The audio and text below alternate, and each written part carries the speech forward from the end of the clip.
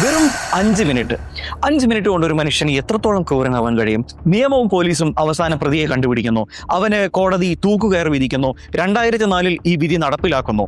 പക്ഷേ ഈ കേസ് നിയമവ്യവസ്ഥയ്ക്കും കോടതിക്കും ഒരേപോലെ ചോദ്യചിഹ്നമായി ഇന്നും അവശേഷിക്കുന്നു. പുറത്തേക്ക് രക്ഷപ്പെട്ട കൊലയാളി ആ വീടിന്റെ വാതിലെങ്ങനെ ഉള്ളിൽ നിന്ന് പൂട്ടി? ഒരു തുള്ളി ചോര പോലും പുരളാത്ത വസ്ത്രങ്ങളുമായി അയാൾക്ക് എങ്ങനെ പുറത്തേക്ക് രക്ഷപ്പെടാൻ കഴിഞ്ഞു? അയാൾ എങ്ങനെ ആ കൊലപാതക ഭൂമിയിൽ നിന്ന് രക്ഷപ്പെട്ടു? നിയമത്തിന് മുന്നിൽ തെളിവുകൾ മാത്രമാണ് സത്യം, അതിന് മാത്രമാണ് പ്രാധാന്യം. എന്നാൽ ആ തെളിവുകൾ മുഴുവൻ കെട്ടിച്ചമച്ചതാണെങ്കിലും ഒരു നിരപരാധിയാണോ ഇന്ത്യയിൽ അവസാനമായി തൂക്കിലേറ്റിയ ധനഞ്ജയ് ചാറ്റർജി എന്ന് പറയുന്ന ആള്? 1990 കൊൽക്കത്തയെ നടുക്കിയ ഹേതൽ പരേഖ് എന്ന് പറയുന്ന 18 വയസ്സുകാരി പെൺകുട്ടിയുടെ കൊലപാതകത്തിന്റെ നടുക്കുന്ന ക്രൂരകൃത്യങ്ങളിലേക്ക് നമുക്കൊരു യാത്ര ചെയ്യാം. ഒരുപക്ഷെ ഈ ക്രൈം സ്റ്റോറിക്ക് നിങ്ങളുടെ ചിന്താഗതിയെ തന്നെ മാറ്റാൻ കഴിവുണ്ട്. Welcome to crime story Malayalam.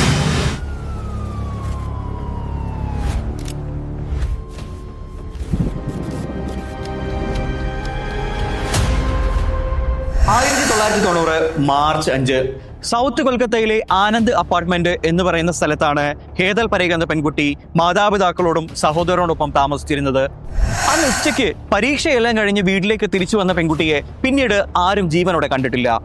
വൈകുന്നേരം 5:20 ഹേതലിന്റെ അമ്മയാണെങ്കിൽ ദുർഗാക്ഷേത്രത്തിൽ പൂജയ്ക്ക് വേണ്ടി പോവുകയാണ്. ഈ സമയത്ത് അച്ഛനും ജ്യേഷ്ഠനും വീട്ടിലുണ്ടായിരുന്നില്ല. ഏകദേശം 5:50 ആയതോടുകൂടി അമ്മ വീട്ടിലേക്ക് തിരിച്ചു വരുന്നു. പിന്നീട് വാതിൽ ഒരുപാട് പൊട്ടി വിളിക്കുന്നുണ്ട്, കോളിംഗ് ബെല്ല് പ്രസ് ചെയ്യുന്നുണ്ട്. പക്ഷെ ആരും തന്നെ വാതിൽ തുറക്കുന്നില്ല. ആദ്യമൊന്നും അമ്മയ്ക്ക് സംശയം തോന്നിയില്ല.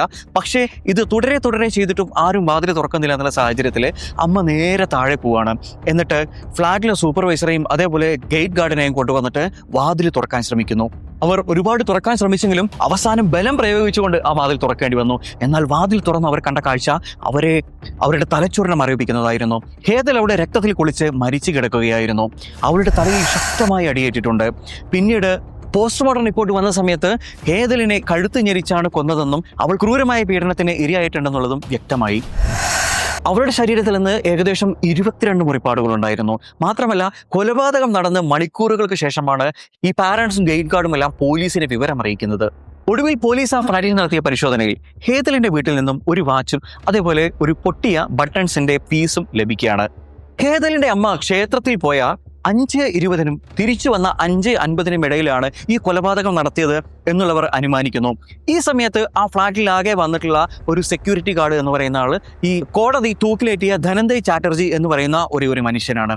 ഇയാൾക്ക് കുറച്ചു കാലമായി ഹേതൽ എന്ന് പറയുന്ന ആ പെൺകുട്ടിയുടെ ചെറിയൊരു നോട്ടമുണ്ടായിരുന്നു. അതുകൊണ്ട് തന്നെ ഇയാൾ ഹേതലിനെ സ്ഥിരമായി ശല്യം ചെയ്യാറുണ്ടായിരുന്നു.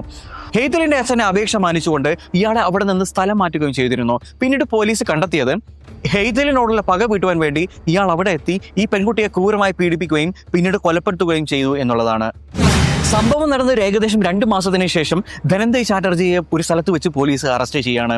ധനഞ്ജയ് ചാറ്റർജിയുടെ വീട്ടിൽ വെച്ച് ഹേതലിന്റെ വീട്ടിൽ നിന്നും കാണാതെ പോയ വസ്ത്രങ്ങളും വാച്ചുകളും മറ്റുള്ള സാധനങ്ങൾ കണ്ടെത്തുകയാണ്. മാത്രമല്ല ഹേതലിന്റെ വീട്ടിൽ നിന്ന് കണ്ടെത്തിയിട്ടുള്ള ആ ഷർട്ടിന്റെ പീസ് ഇയാളുടെ അടുത്ത് തന്നെയാണെന്നുള്ളത് പോലീസ് ഉറപ്പിക്കുകയാണ്. അങ്ങനെ ഇയാളെ തെളിവുകളോടെ കോടതിയിൽ ഹാജരാക്കുന്നു. കോടതി ഇയാൾക്ക് തൂക്കുകയർ വിധിക്കുകയാണ്. അങ്ങനെ അയാളെ അവസാനം തൂക്കിക്കൊല്ലുകയും ചെയ്തു. കേസ് ഇവിടെ അവസാനിച്ചു എന്നുള്ളത് എല്ലാവരും വിചാരിച്ചു. പക്ഷേ ഇവിടെയാണ് കേസിന്റെ യഥാർത്ഥ ട്വിസ്റ്റുകൾ ആരംഭിക്കുന്നത്. ധനഞ്ജയനെ തൂക്കിലേറ്റിയതിനു ശേഷം ചില അന്വേഷണാത്മക പത്രപ്രവർത്തകരും പ്രൊഫസർമാരും അതുപോലെ തന്നെ ചില മനുഷ്യാവകാശ പ്രവർത്തകരും ചേർന്ന് ഈ കേസിനെ ഒന്നുകൂടി പഠിക്കാൻ ശ്രമിക്കുകയാണ്. അവിടെയാണ് പോലീസ് കെട്ടിച്ചമച്ചെന്ന് തോന്നിക്കുന്ന ചില പൊരുത്തക്കേടുകൾ ഇവർ കണ്ടെത്തുന്നത്. പോലീസ് റിപ്പോർട്ട് പ്രകാരം ധനഞ്ജയ് ചാറ്റർജി ആ ഫ്ലാറ്റിൽ എത്തുന്നത് 5:40 പിന്നീട് 5:50 അമ്മ തിരികെ വരുന്നുണ്ട്. അതായത് 5:45 എന്ന് പറയുന്ന ഈ ഒരു 5 മിനിറ്റ് ഗ്യാപ്പ് കൊണ്ട് ഒരാൾക്ക് ഈ പെൺകുട്ടിയെ ക്രൂരമായി പീഡിപ്പിച്ചു കൊല്ലാനും അതുപോലെ തന്നെ 22 തവണ കത്തിക്കൊണ്ട് കുത്തി പരിക്കേൽപ്പിക്കാനും സാധിക്കുമോ? ഇവിടെയാണ് പൊരുത്തക്കേടുകൾ ആരംഭിക്കുന്നത്. അത്രയും വലിയൊരു മൽപ്പിടുത്തവും കൊലപാതകവും അവിടെ നടന്നിട്ട് വരെ 22 മുറിപ്പാടുകൾ ഏകദേശം ആ പെൺകുട്ടിയുടെ ശരീരത്തിൽ ഉണ്ടായിരുന്നു എന്ന് പറയപ്പെടുന്നു. ഇത്തരം സാഹചര്യത്തിൽ തീർച്ചയായും ധനഞ്ജയ് ചാറ്റർജിയാണ് കൊലപാതകം ചെയ്തിരുന്നതെങ്കിൽ അയാളുടെ വസ്ത്രത്തിൽ ഒരു തുള്ളി ചോരയെങ്കിലും ഉണ്ടാവുമായിരുന്നു. പക്ഷേ അവിടെ നിന്നിട്ടുണ്ടായിരുന്ന സാക്ഷികൾ പറഞ്ഞത് ധനഞ്ജയ് ചാറ്റർജി താഴേക്ക് ഇറങ്ങി വരുന്നത് ഞങ്ങൾ കണ്ടിട്ടുണ്ടായിരുന്നു, അയാളുടെ വസ്ത്രത്തിലോ ശരീരത്തിലോ ഒരു തുള്ളി മുറിപ്പാടുകൾ പോലും ഉണ്ടായിരുന്നില്ല എന്നുള്ളതാണ്. ഹേതൽ എന്ന് പറയുന്ന പെൺകുട്ടിക്ക് ഇയാളൊരു സ്ഥിരം ശല്യക്കാരനായതുകൊണ്ട് തന്നെ ധനഞ്ജയ് ചാറ്റർജിയോട് വെറുപ്പായിരുന്നു. വാതിലിന് മേലെ ലെൻസ് ഉണ്ടായിട്ടും പുറമേ നിൽക്കുന്ന ആളെ അകത്ത് നിന്ന് കാണാൻ പറ്റുന്ന സാഹചര്യം ഉണ്ടായിരുന്നു. എന്നിട്ടും എന്തിനു വേണ്ടിയായിരിക്കാം ഈ പെൺകുട്ടി വാതിൽ തുറന്നു കൊടുത്തത്? ട്വിസ്റ്റ്. രണ്ടാമത്തെ ചോദ്യം, ഈ അമ്മ തിരികെ വന്ന് വാതിൽ തുറക്കാൻ ശ്രമിക്കുന്ന സമയത്ത് ഈ ഫ്ലാറ്റിന്റെ വാതിൽ അകത്തു നിന്നുമാണ് പൂട്ടിയിട്ടുണ്ടായിരുന്നത്. അപ്പോൾ ആരാണ് അകത്തു നിന്ന് പൂട്ടിയത്? ധനഞ്ജയ് ചാറ്റർജിക്ക് അകത്തു നിന്നും പൂട്ടി പുറത്തേക്ക് വരാൻ മറ്റൊരു വാതിലും ആ ഫ്ലാറ്റിൽ ഉണ്ടായിരുന്നില്ല. ചോദ്യം നമ്പർ 3, ഒരു പക്ഷേ ഇതൊരു ദുരഭിമാന കൊലയാവാൻ സാധ്യതയുണ്ടോ? യെസ്, ഇതൊരു പക്ഷേ ഒരു ദുരഭിമാന കൊലയാവാൻ സാധ്യതയുണ്ട്. ഇത് അന്വേഷിച്ച് തേടിപ്പോയി അവർക്ക് കണ്ടെത്താൻ കഴിഞ്ഞത് വളരെ വ്യത്യസ്തമായ ഒരു കഥയാണ്. കാരണം ഹെയ്തൽ എന്ന് പറയുന്ന പെൺകുട്ടിക്ക് മറ്റൊരു പ്രണയബന്ധമുണ്ടായിരുന്നു. മാതാപിതാക്കൾക്ക് ഒരിക്കലും ഇത് അംഗീകരിക്കാൻ കഴിഞ്ഞിട്ടുണ്ടായിരുന്നില്ല. അതിനെ ചൊല്ലി ആ വൈകുന്നേരം അമ്മയും മകളും തമ്മിൽ വല്ലാത്ത രീതിയിലുള്ള തർക്കങ്ങൾ ആ ഫ്ലാറ്റിൽ നിന്ന് ഉയർന്നു വന്നത് ചുറ്റുപാടുമുള്ള ആളുകൾ കേട്ടിട്ടുമുണ്ടായിരുന്നു. കാരണം വളരെ യാഥാസ്ഥികരായ കുടുംബക്കാരായിരുന്നു ഹേതലിൻ്റേത്. അതുകൊണ്ട് തന്നെ ഈ പ്രണയബന്ധം അവർക്ക് അംഗീകരിക്കാൻ കഴിഞ്ഞിരുന്നില്ല. അതേ ചൊല്ലിയാണ് ഇവർ തമ്മിലുള്ള പ്രധാന വഴക്കുകൾ നടന്നിട്ടുണ്ടാവുക. അതുകൊണ്ട് തന്നെ ഇതേ ചൊല്ലി അവർ തമ്മിൽ അന്ന് വൈകുന്നേരം ഉണ്ടായ വഴക്കിനെ തുടർന്ന് ഹെയ്തലിനെ അമ്മ ക്രൂരമായി മർദ്ദിച്ചിട്ടുണ്ടാവാം. അപ്പോൾ തന്നെ ഹെയ്തൽ ഒരു പക്ഷേ ക്രൂരമായ പീഡനത്തിനെ കൊണ്ട് ഒരു പക്ഷേ ഹെയ്തൽ അവിടെ വെച്ച് തന്നെ മരണപ്പെട്ടിട്ടുണ്ടാകാം. പിന്നീട് ഇതൊരു കൊലപാതകമാണ്, അതല്ലെങ്കിൽ ഒരു പീഡന ശ്രമമാണ് എന്ന് കാണിക്കാൻ വേണ്ടിയിട്ട് ഈ അമ്മ മറ്റേതെങ്കിലും രീതിയിൽ ഇത് രണ്ടും കെട്ടിച്ചമച്ചതാകാം എന്ന് റിപ്പോർട്ടുകൾ പറയപ്പെടുന്നു. ഒരുപക്ഷെ ഈ വാതിൽ പുറത്തു നിന്ന് പൂട്ടിയതും ഈ അമ്മ തന്നെയാവാം. പിന്നീട് ഇത് തുറക്കാൻ കഴിയുന്ന രീതിയിലുള്ള നാടകം കളിച്ചതും ഈ അമ്മ തന്നെയാവാം.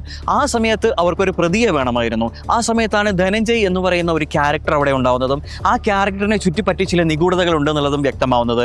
പിന്നീട് ഇവർ ഈ കൊലപാതകം ധനഞ്ജയിന്റെ മേലെ കെട്ടിവെക്കുകയും പോലീസുകാർ ഈ വീട്ടിൽ നിന്നും കാണാതെ പോയ സാധനങ്ങൾ എന്ന് പറയപ്പെടുന്നത് ധനഞ്ജയന്റെ വീട്ടിൽ നിന്ന് കണ്ടെത്തി എന്ന് പറയപ്പെടുന്നതും ഒരു പക്ഷേ പോലീസുകാർ അവിടെ ചെന്ന് വെച്ചിട്ട് കണ്ടുപിടിച്ചതുമാവാൻ സാധ്യതയുണ്ട്.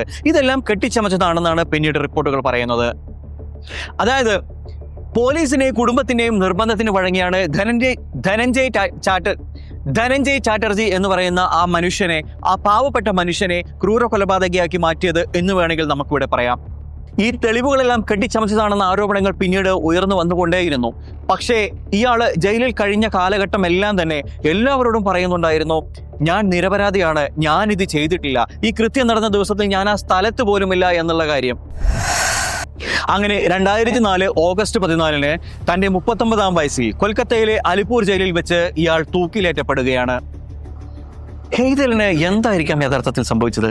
ആരായിരിക്കാം ഹെയ്തലിനെ കൊന്നത്? ആ പാരൻസ് ആണോ? അതല്ലെങ്കിൽ ധനഞ്ജയ് ചാറ്റർജി എന്ന് പറയുന്ന ആ കെട്ടിച്ചമച്ച കൊലയാളിയാണോ? ആരാണെങ്കിലും ഈ കേസിനെ കുറിച്ചുള്ള നിങ്ങളുടെ അഭിപ്രായങ്ങൾ എന്താണെന്ന് തീർച്ചയായും കമന്റ് ചെയ്യാൻ മറക്കരുത്. ഈ കേസിനെ ചുറ്റിപ്പറ്റിയുള്ള തെറ്റിദ്ധാരണകൾ ഇന്നും ഈ സമൂഹത്തിൽ തെളിയിക്കാതെ തുടർന്നുകൊണ്ടേയിരിക്കുകയാണ്. സത്യത്തിൽ ഇത് കെട്ടിച്ചമച്ചതാണെങ്കിൽ നിയമവ്യവസ്ഥയെ തന്നെ ചോദ്യം ചെയ്യുന്ന രീതിയിലുള്ള, ചോദ്യചിഹ്നത്തിലാക്കുന്ന രീതിയിലുള്ള ഒരു കുറ്റകൃത്യമാണിത്. 1000 കുറ്റവാളികൾ ശിക്ഷിക്കപ്പെട്ടാലും ഒരു നിരപരാധി പോലും ശിക്ഷിക്കപ്പെടരുത് എന്ന് പറയുന്നതായിരിക്കണം നമ്മുടെ വ്യവസ്ഥ. അതുകൊണ്ട് തന്നെ നമ്മുടെ നിയമവ്യവസ്ഥകൾ മാറി ചിന്തിക്കേണ്ട കാലഘട്ടം വന്നിരിക്കുന്നു. കൂട്ടുകാരെ, ഞങ്ങളുടെ ചാനൽ സബ്സ്ക്രൈബ് ചെയ്യാതെയാണ് നിങ്ങൾ വീഡിയോ കാണുന്നതെങ്കിൽ ഇത്തരം വീഡിയോസ് കാണുന്നതിന് വേണ്ടി തീർച്ചയായും ഞങ്ങളുടെ ചാനൽ സബ്സ്ക്രൈബ് ചെയ്യാൻ മറക്കരുത്. നാളെ നല്ലൊരു വീഡിയോയുമായി വീണ്ടും കാണാം. അതുവരേക്കും ഗുഡ് ബൈ.